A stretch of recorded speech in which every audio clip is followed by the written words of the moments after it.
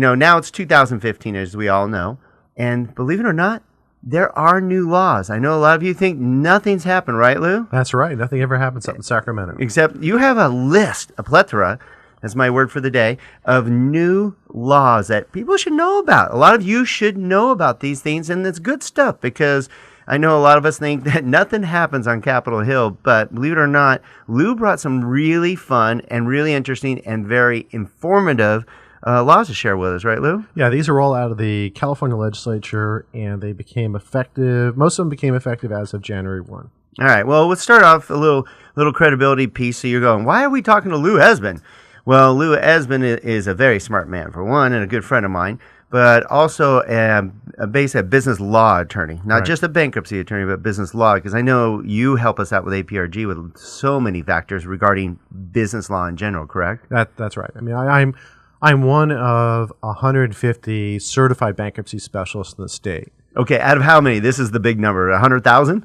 300,000. 300,000. Okay, so we have one of 150 of 300,000 sitting across from us, and that's called a specialist. And Luckily, we brought a specialist in today to share with you on the Don and Gino Real Estate and Finance Show. Also, you can check out the show. We actually video this, and you can see the much slimmer now Lou Esbin. He lost a good 45 pounds. Where it's you hear that theme a lot on our show, but it's important stuff. It's called dedication and paying attention to yourself and being dedicated to what you do, as Lou is and with his job. It all ties in, right, buddy? It does. It's the change in physical and mental health. All right. So go to donandgino.com, DONANDGINO.com. Click on the Listen Chat Live button, and you will see us live. We have a video thanks to AP Productions, Furman in the back of the house, and we have Shannon and our new Lisa Solis on the producer now and helping us out. So let's touch on a few of these new laws. Let's do that. Where do you want to start with? Well, let's start with the one that those of us who live in the unincorporated area of Santa Clarita in LA County probably experience the most. I know I do. And that's the plastic bag. Yeah. Right? It's funny. I just went to in Saugus. I hit that Vons, and they're giving me plastic bags. I'm like, whoa, what's this? Right. Yeah. You go into the markets on the Santa Clarita side, and you walk in with your reusable bag, and they look at you like you've got three heads. Right. And you go on the Stevens side, and they're like, "Where is your plastic? Where is your yeah? You don't get it. You have to pay for that 10 cents for that paper bag. Yeah. And look, and in other parts of California, you go up to Northern California, and they are far more strict about things. You go there, you have garbage receptacles. You have one for trash, one for compost, one for paper, one for plastic, and one for kids that you don't want anymore. Be careful. This is being recorded. Oh, yeah, that's right. But anyway, the California legislature decided to pass some laws that would make it uniform throughout California. And it's probably a good thing. And so that those plastic bags that you get on the Santa Clarita side, you're not going to be getting anymore. They're not going to be strewn across the highways and byways. Yeah, I agree with it. I mean, as lazy as I've gotten it over time, I've gotten now used to bring my bags, and I don't mind paying the 10 cents for paper if it's going to help out our environment. Now, an interesting part of the law, and California is, they never get away from kind of creating new industries. So that reusable bag that you now take into the store, they're setting up a third-party certification program. No way. Where in order for that reusable grocery bag to be sold, it's going to have to be certified so that it meets certain criteria for... Therefore, a cost and an income to the state. I don't think it's the state, but it's going to certainly create a cottage industry of certification companies that will certify that bags meet the smell test. There's no way that the state's not getting a piece of that. I'm sorry. Well, look, if it helps pay for schools, I'm okay with it. But if it's just lining the pockets of someone else, I'm not. But there's an instance where California is always looking to create new ways of making money or creating new industries. No doubt about it. And if you just tuned in, you're tuned in to the Don and Gino Real Estate and Finance Show on your hometown station, AM 1220 KHTS. That's right. Now on Saturdays, 9 a.m. And actually, we're going to also play back this show about 4 more times. You can find out those times on our website. And we're here with Lou Esbin of Esbin Law.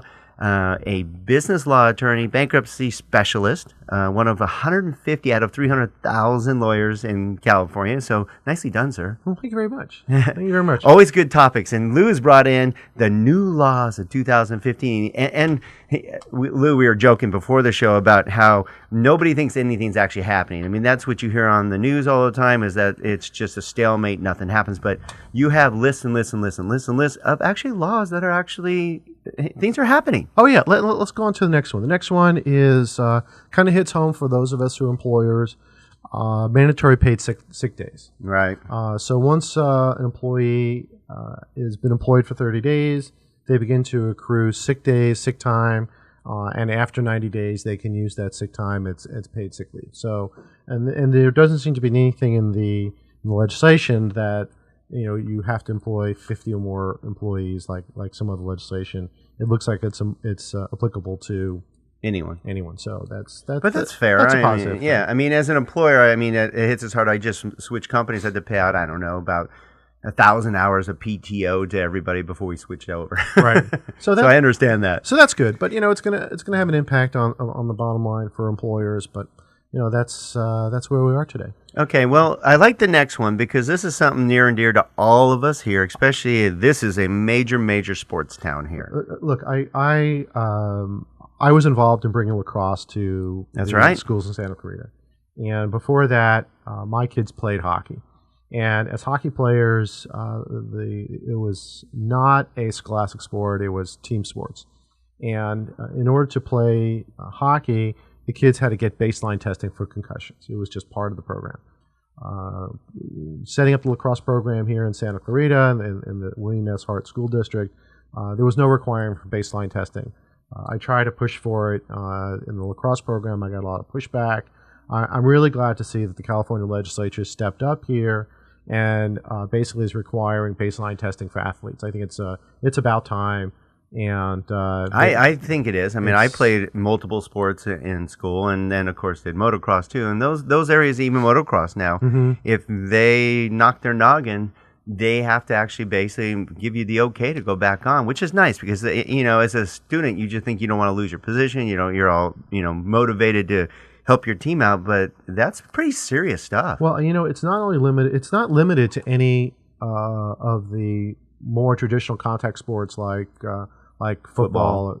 But I know people who their kids are in cheer, and my understanding is cheer is probably the sport where kids are injured the most because they're just thrown up and they fall and oops. Yeah, no doubt. You don't even think about that. You don't think about that, right? And so that's really important, and it's not only the clonking of the heads in football, but it's just the rattling and of the jostling of the head of a young adult and making the brain smash against the skull kind of does cause damage. So I think that the California legislature has stepped up, and this will be a good thing, and there's provisions in here to provide funding if necessary for schools and school districts. I like it. And that's good. Good information from Lou Esmond from Esmond Law.